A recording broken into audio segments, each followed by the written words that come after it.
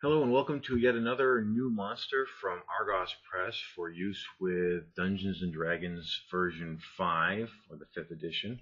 The subject of this video, Introduction to New Monsters for 5th edition Dungeons & Dragons, is Echidna.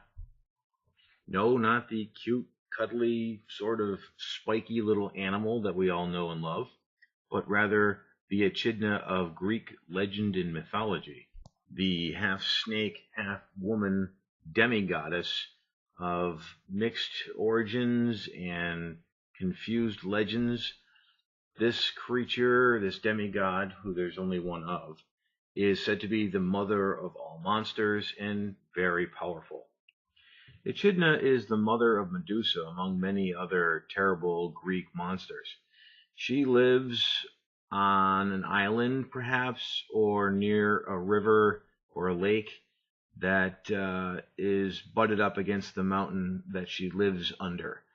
She does take occasion to eat livestock and those who tend livestock, and that's how you can know she's troubling a certain area. It's very similar to the impact a dragon might have. Her size is normally large, but she can take the size and shape of a normal human female who's quite beautiful, and she will use this opportunity and that form to travel in and among human beings.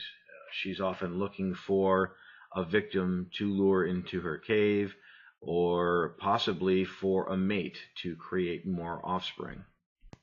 Echidna is tough. She's got an armor class of 24, 299 hit points, a speed of 35, and really tough ability scores.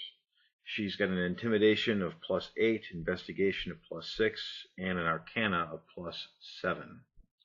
Her immunities and other types of combat benefits include an immunity to poison, fear, charm, or scrying. She takes only half damage from non-magical attacks. She has 10 points per round of damage reduction and regenerates 1d10 points of damage per round, so she's pretty tough to kill. Her senses include dark vision at 120 feet, passive perception at 22. She can detect movement in the direction of that movement at 300 feet if the movement is vibrationally based. Plus, once anything gets within 80 feet of her, she can taste it. Her languages include, but are not limited to, Abyssal, Common, Undercommon, Saurian, all Elvish tongues, and Dragon Common. She presents a challenge rating of 22 with 40,000 experience points. Echidna has two very powerful swords with her in her possession at all times. They're ancient relics, and more about those later. But her primary means of combat is her ability to cast 3 spells per round without the need to concentrate on those spells after they've been cast. The first of the 2 relic gladius swords that she carries with her was taken from the hero Cagliagnon. It is a +4/+4 weapon, and with it she can do a total of a +16 to hit and 2d12 +16 on damage. This sword is self-aware and has an intelligence of 21, a wisdom of 19, and an ego of 18, and it has 2,000 hit points with an armor class of 32. The hit points are only for the sword in case someone decided that they wanted to try to destroy it, as is the armor class of 32. It only applies to the sword itself. The sword Achilles has an experience point value of 20,000 experience points. The other relic gladius that she carries with her was taken from King Agramar of Argoss when he attempted to kill her. The weapon is a +5/+7 weapon, which in her hands wields a total potential of +17 to hit, with 2d12 points of damage +19 on the damage. The wielder of the weapon, actually the bearer of the weapon, she doesn't even need to be wielding it, can allow her to, above and beyond her normal attacks, cast up to 3 lightning bolts per day, as per spell. Now, if she's wielding it, she can opt to have that lightning bolt go off on a given hit.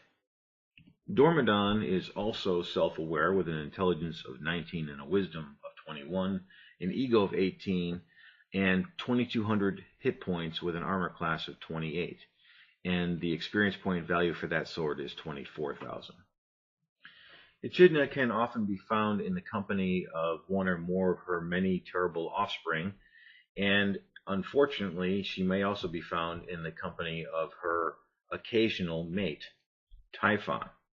He is regarded by many people as the most powerful and the most fearsome monster in all of Greek mythology, and is definitely not someone you want to find in her company because you're probably looking at a TPK situation. So that concludes the brief introduction to Echidna, a new, powerful 5th edition Dungeons & Dragons monster. This has been presented to you by Argoss Press. Please like and share and subscribe.